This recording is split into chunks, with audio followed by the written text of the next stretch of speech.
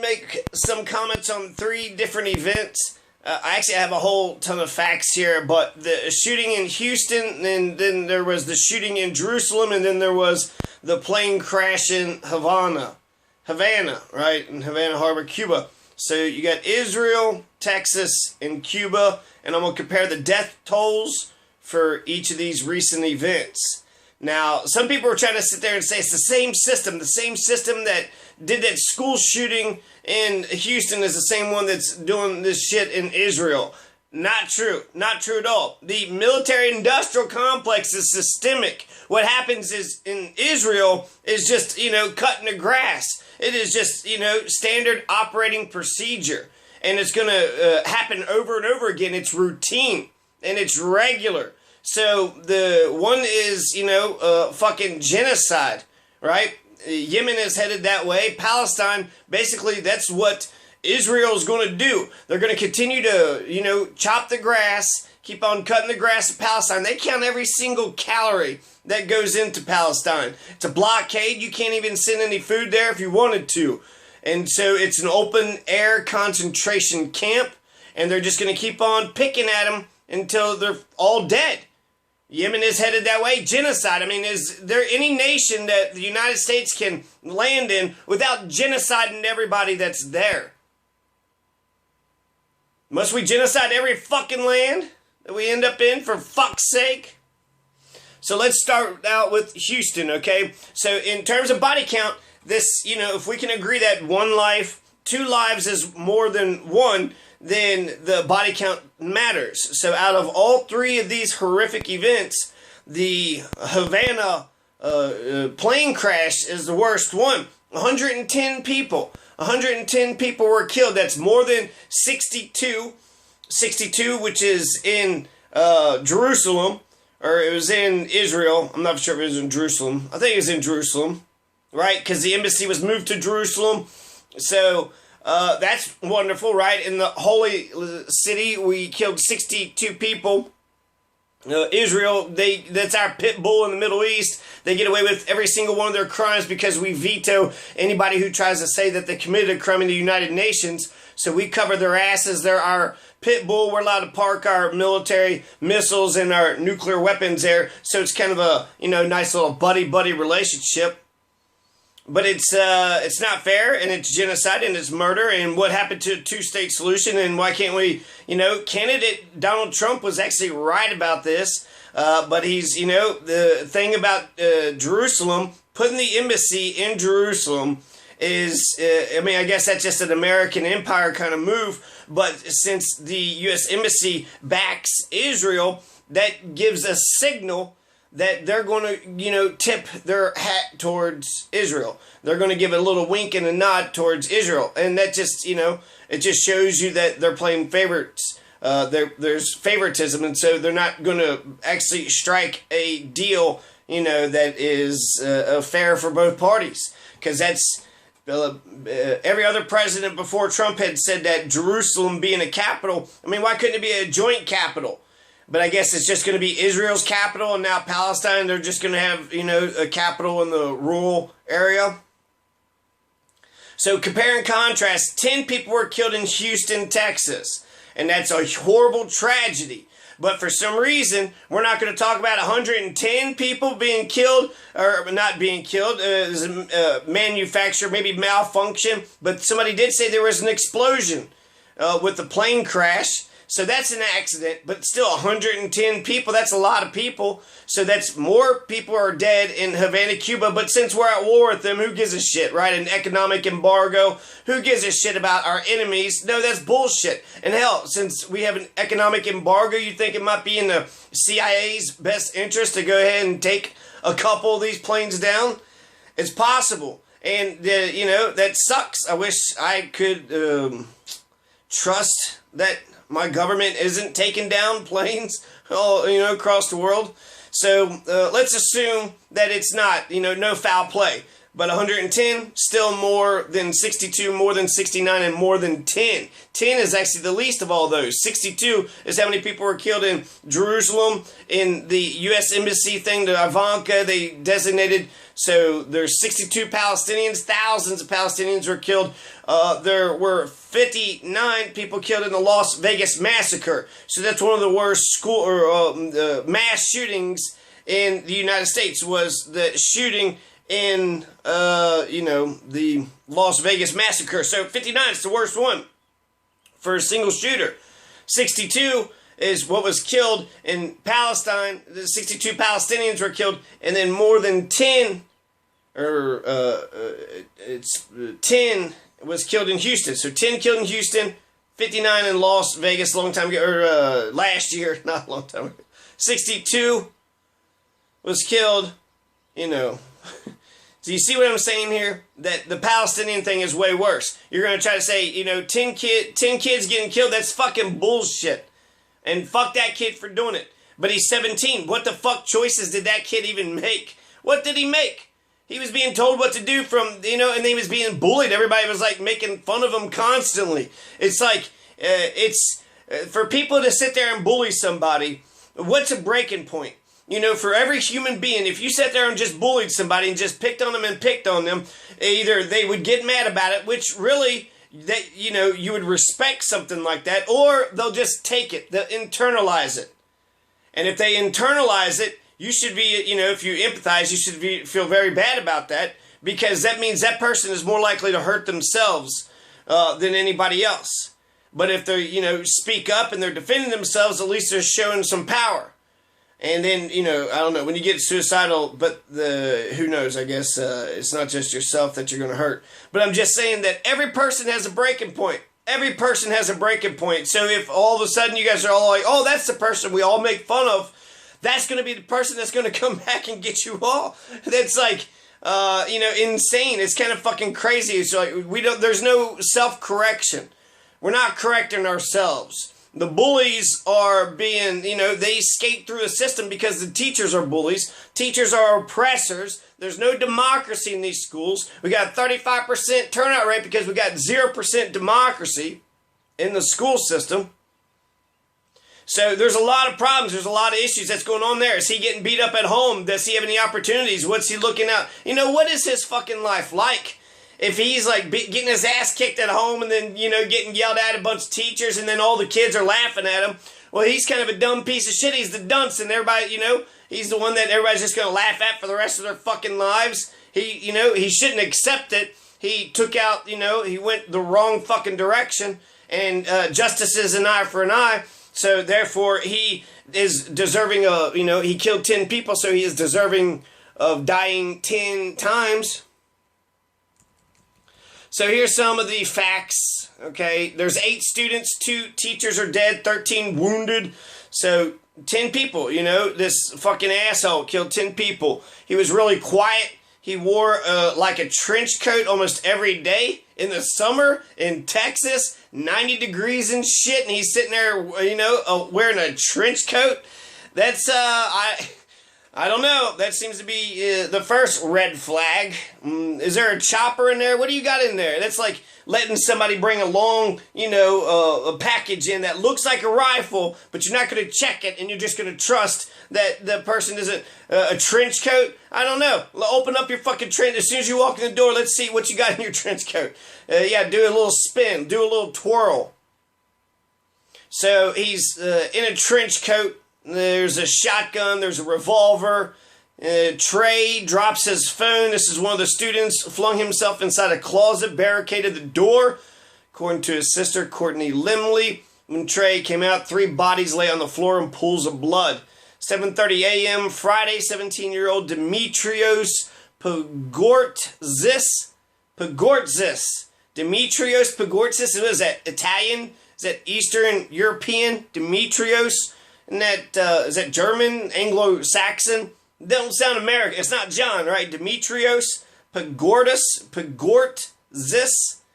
17 years old. So he's not an adult, but he's going to be tried for an adult because it's like, oh my God, This is and it's a heinous crime, but, you know, if he's not an adult or he is an adult, he couldn't buy any alcohol, he wasn't allowed to smoke any pot, he wasn't allowed to drive a car, I don't know if he had his learner's permit, but 18 years old, he had no contractual authority whatsoever, goddamn ever. He's still having to raise his hand to go to the bathroom. So, he's going to be tried as an adult now, right? Play big boy games, win big boy prizes. But, you know, what the fuck? It just seems like we're not actually looking at the holistic person. Look at the whole fucking situation. And actually analyze it. Like, what the fuck could have... there is some... You can't stop, you know, anybody could just fucking lose their goddamn mind. And I guess you could try to reduce the harm as much as possible. But just because somebody could lose their goddamn mind doesn't mean that we all need to pay for it. And so there is some of that, right? Sometimes some people are going to fucking lose their shit. And then look at our dog-eat-dog capitalist kind of system. A bunch of, you know, what about living in a nation of assholes? You think that could have played a factor? If you live in a nation of assholes, maybe that went to his depression. So he emerged from art class and surrendered. So there's, let's see, 10 people were killed, 10 injured. A Santa Fe school police officer and a Texas state trooper intercepted him. So apparently he was going to kill himself. He planned on killing himself, but he didn't. And then they were able to arrest him without incident, without killing, you know, Demetrios. Which is, I mean, I don't know. People automatically, white privilege. It's, I don't know, man. Okay, maybe. But Demetrios, he goes there, he's all sad about it, and like he seems like regretful, just like that Parkland kid. So I just feel like I'm not justifying it, I'm just looking for the motive and what would drive a person to do some shit like this. Lots of humiliation over and over again. Since teachers are bullies, they don't see the bullies themselves because they are the fucking bullies. And they need to divide and conquer, so they need to pick a mark. And then usually the mark teachers pick are the disobedient or the bad kids, so that way, you know, they try to get them to conform and try to get them in line. But then you could have the, what's that one movie where they had, this is my rifle, this is my gun. So eventually, you pushed Leonard a little too far, didn't you, drill sergeant? You pushed Leonard a little too far. And, yeah, so everybody's got a breaking point. So I think it's actually kind of bullshit that if if everybody's picking on one person, if you join in on that, I think that's the moment of, moral crisis. When you have 10 people picking on the proverbial fat kid and you're looking at it, do you join in the foray? It's easy, right? Who wants to stand up against 10 people? But that's, that individual doesn't deserve it. And to think that, you could be the person that they say, oh, here's my saving grace. This person's going to say what's right and what's true. And then they're like, nope, I'm going to side with the majority because might is right. Who gives a shit what that person's crime is? The mob is on one side. Let's just stand up with the mob. Angelique Ramirez, 15 years old. Jared Black, R.I.P. Angelique Ramirez. Jared Black. Cynthia Tisdale is a teacher's aide in the art class. So, Valentine's Day, 17 people died in Parkland. It's the worst school shooting since Charles Whitman killed 17 in a rampage from his perch in the University of Texas Tower in 1966. Charles Whitman he looked like a crew-cut Marine. So Charles Whitman, a crew-cut Marine, went to the University of Texas, went to the power, and just started picking people off. Killed 17 people. So, somebody actually mentioned this as an interesting idea. What would it take to get gun laws changed? And someone said when a black kid starts shooting up white kids. And I wonder if white America would change their mind. I believe in my rights and freedoms. So this is one issue I guess I disagree with a lot of liberals on. This is a Hillary Clinton issue. This is an issue about power. This is an issue about self-preservation, self-defense. This is an issue about being an American. I like all my bills, all my freedoms and rights codified in the Bill of Rights. I like all my rights and freedoms that aren't even, codified, the natural rights too. So, it's just that a lot of motherfuckers, a lot of stupid motherfuckers, 35% turnout rate. A lot of people don't know about 3 branches of government. A lot of people don't even understand the American government, but you're going to try to tell me that this one thing you're an expert on, it's really just seems like, it sounds like to me, a lot of people are saying they don't have guns and they don't want anybody else to have them either. But by doing that, the person with the gun is the one that has all the power. So you're just going to give all your guns to Rufus, the deputy bailer. So the deputy bailer, Rufus, is going to have everybody's guns. What happens when Deputy Rufus goes fucking ape shit? I guess we'll all just have to accept it and what? Try to use our nunchucks? Try to throw our ninja stars? Well, what are we supposed to do? What do you do, when the authorities turn bad? And the only thing that stops a bad guy with the gun is a good guy with the gun. So, Angelique Ramirez, 15, R.I.P. Jared Black, R.I.P. Cynthia Tisdale, R.I.P. There was Callie Reeves, 15, ran to a convenience store on the highway. All I know is several was dead. A friend of mine was shot. Reeves said, I know one girl is dead. She took a shot to the head. 17-year-old gunman armed to the teeth wearing a trench coat shot several classmates, lobbed pipe bombs Friday morning on his deadly march through a high school outside Houston. At least 10 people at Santa Fe High School, most of them students, were killed and 10 others were wounded, officials said. Substitute teacher, a Pakistani exchange student, were among the first confirmed victims. The injured include a school resource officer and a sophomore baseball player. A shotgun and a .38 caliber revolver both belonged to the boy's father. He opened fire during a first period art class. Pagortzis did not kill the people he liked because he wanted his story told. So he intentionally did not kill the people that he liked. That doesn't necessarily mean he killed those that he hated. He just didn't kill the ones that he liked. But, perhaps he didn't like the people. A leader at the program for foreign exchange students in the Pakistani embassy in Washington, D.C. mentioned the Pakistani girl. They sent a letter confirming that Sabika Sheikh, so R.I.P. Sabika Sheikh, was killed in Houston. So this is, every life is, what's a life worth? It's priceless. But if you're a member of a jury, then you have to put a price on, what, 1 million, 5 million? There is a price. Sabika Sheikh was killed at Santa Fe High School. So, told officers he targeted students he didn't like. The Governor Greg Abbott said the shooter told investigators he wanted to commit suicide. And though he chickened out, Cynthia Tisdale, she was identified as a victim by her brother-in-law, John Tisdale. School officer John Barnes, 23-year-old Houston Police Department veteran, was the first to engage the shooter. He's in stable condition. A bullet damaged the bone in a major blood vessel around Barnes' elbow, which required surgery to repair, said David Marshall, chief nursing officer at the University of Texas Medical Branch. Every time you try to start a conversation with him, he'd just kind of laugh, wouldn't really continue on with the conversation. He didn't like interacting with other students. So they're not really talking. He got bullied. He got bullied a bunch. So they're saying try to start a conversation. Were you really?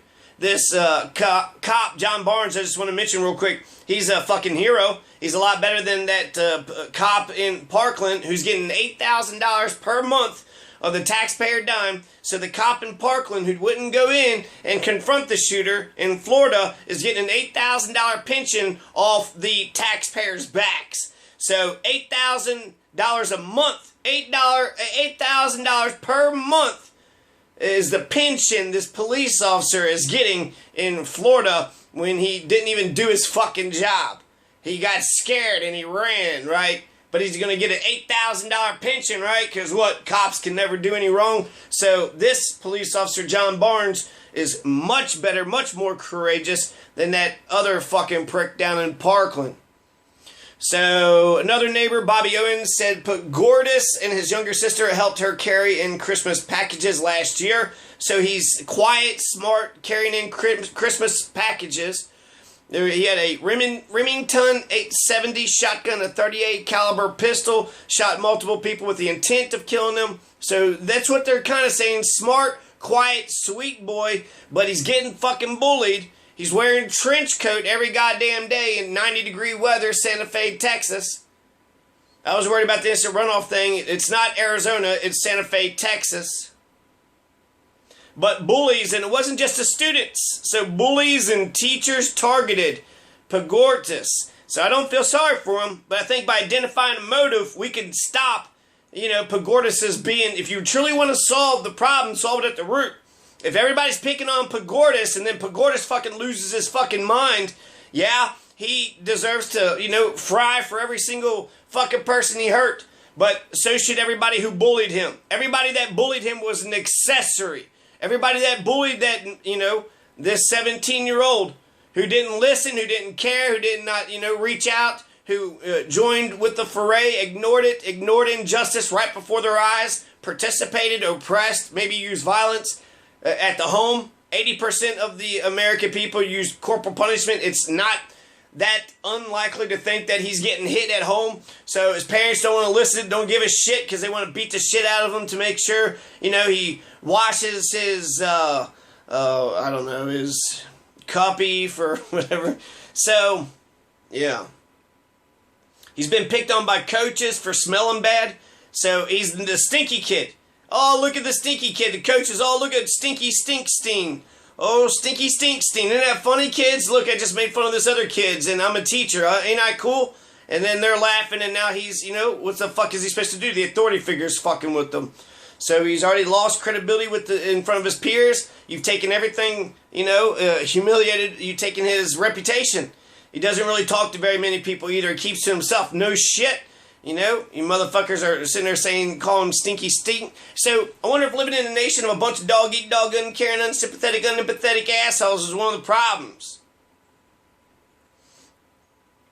I think so. And then there's also no democracy in schools. There's the homelessness. So if you're a homeless person going to our schools, what a bunch of pricks. Everybody else is just carrying on with their goddamn lives. Meanwhile, you're living in a fucking ditch. You're couch surfing. You don't have a nice, comfortable bed. You don't have a desk that you could study in. You're supposed to go and, learn about dinosaurs and, this shit and that bullshit. Meanwhile, you don't even have the basic essentials that you need to live. So if you're a homeless person walking into school, everybody's just, just marching on as if, who gives a shit? Let's not change what we're doing. Let's just listen to a bunch of fascist assholes.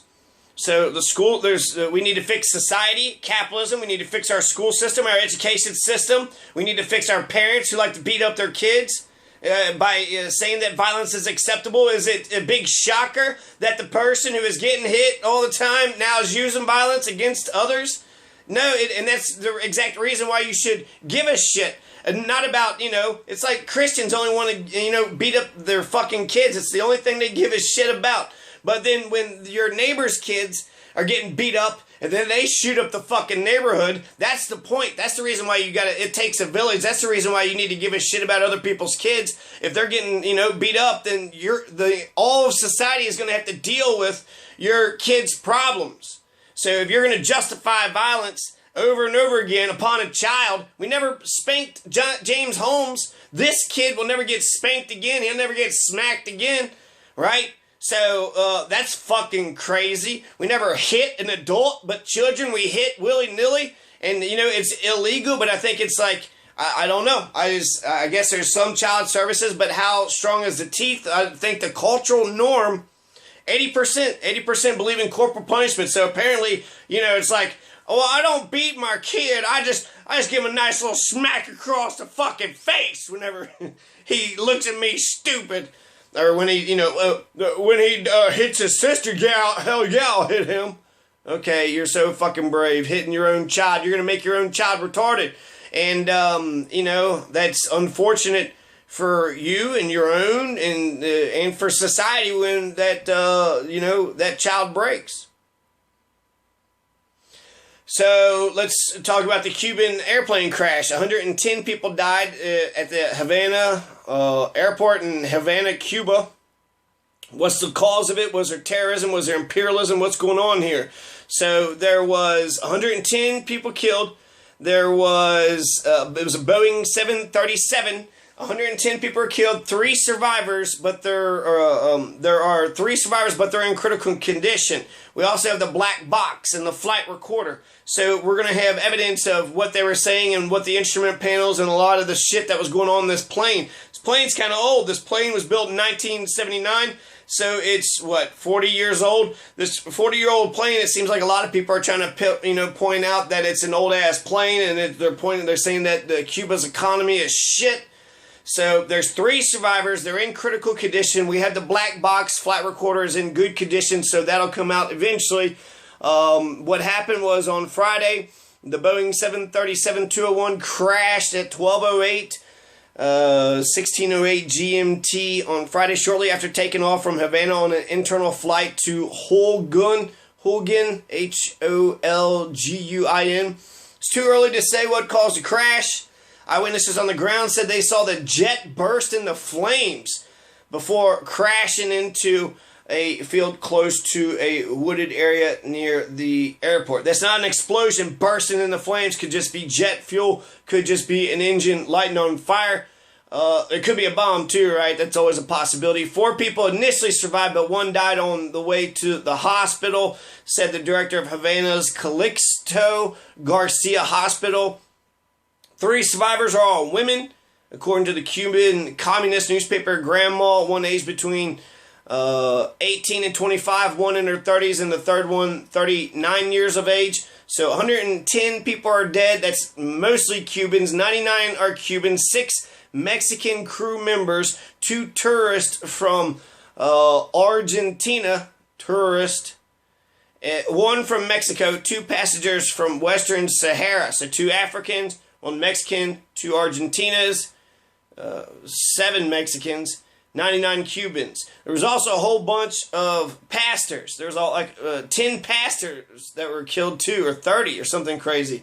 The Argentine couple were named by the government as Dora Beatriz Cifuentes and Oscar Hugo Almaraz, both in their 60s. So R.I.P. Dora Beatriz Cifuentes, Oscar Hugo Almaraz.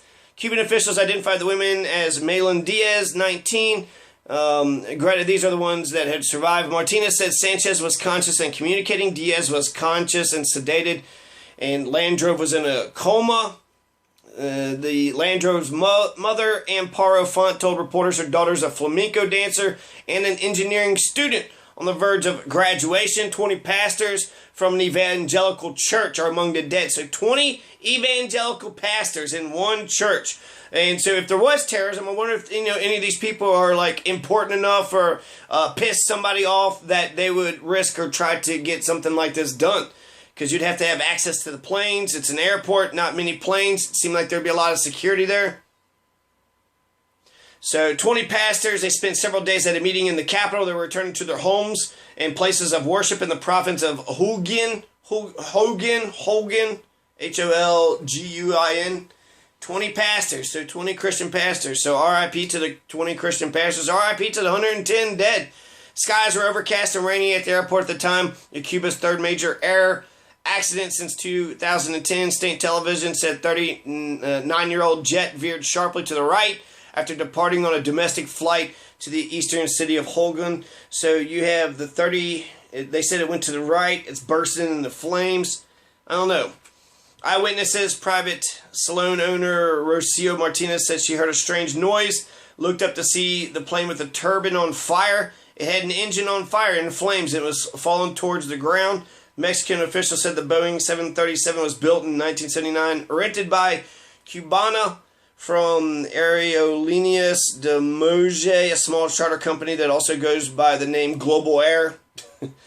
That's easier to remember than Aerolíneas de Moge,